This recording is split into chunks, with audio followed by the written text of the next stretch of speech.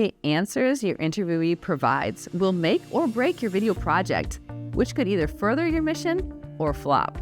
But guess what? You have control over how your interviewee will answer. Not that you're forcing them to say things, actually having them repeat you usually ends in a disaster. So let me explain. I've conducted over 1,000 interviews and learned that the biggest determinant of how my interviewee will answer is my behavior and the way I ask the questions. So here's a little crash course on how to get the best answers from your interviewee.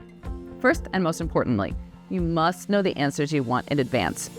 Again, I don't mean dictate to your interviewee, but there are literally infinite things you could have them talk about. And often they'll misunderstand a question and start to take the interview a whole new route. So you need to know what you want, the story that's really going to further your mission, so you make sure you get it. So for example, if you're interviewing a parent for a testimonial about your school, maybe your story is, our school is a faith-filled atmosphere. An interview driven by that sentence will have a very different answer than an interview with an alternate story like, our school strives for academic success. It's not that you can't have more than one story, you just can't have every story because your time and their patience is limited.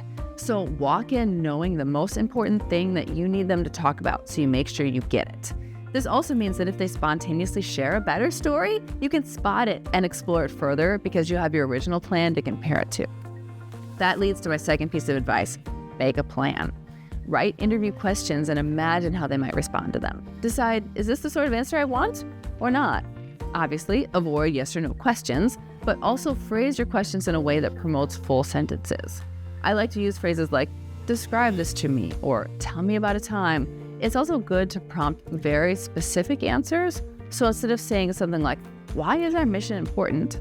Say something like, tell me about a time when you really saw the impact of our mission. Some interviewers start with unrelated questions like, what did you have for breakfast? Because they say it breaks the ice. I disagree, actually, because for one, I don't have time for unrelated questions. And two, interviewees know when you start the real questions and they'll freeze up again. Instead, I start with easy, more factual type questions. Things like, how long have you been doing this? Or what was it like when that happened? Then, once we're talking, I'll dive into the harder and deeper questions about meaning and purpose.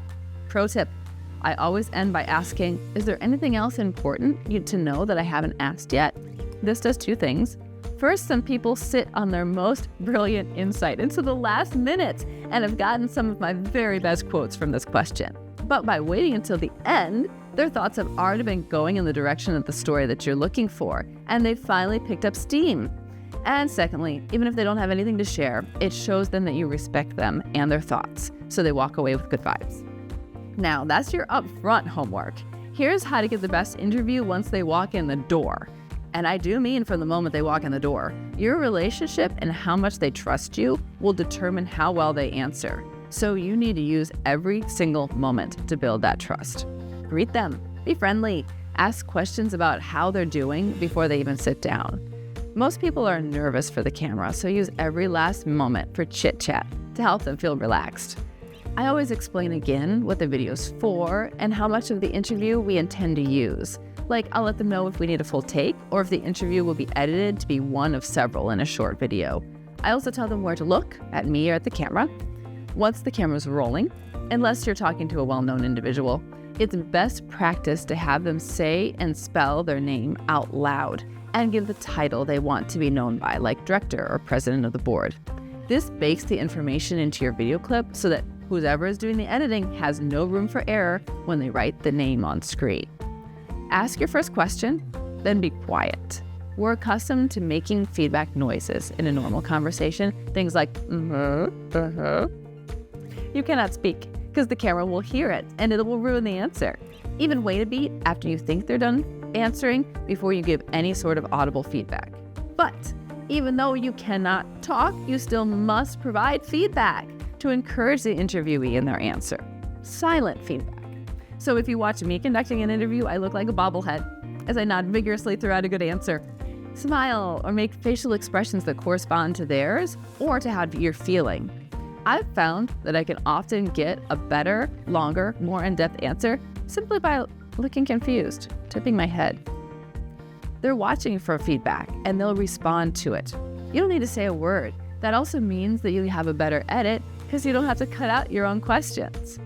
And maintain eye contact as much as possible. The minute you look away, they'll look away. And that'll make them look shifty or untrustworthy on screen.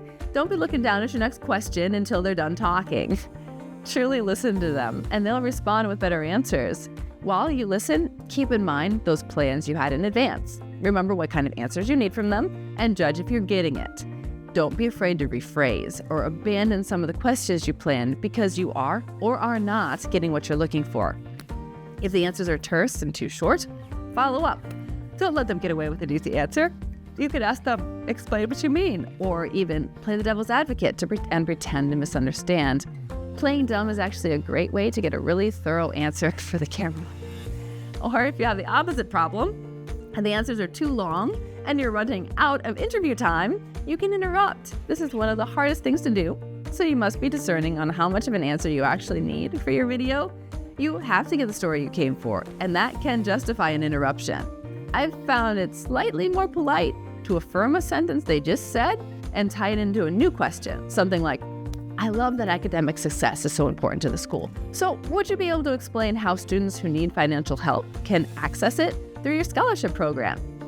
That way, you're in control. You're always making sure you're not only getting the best answers, but also getting the answers that you need for your video.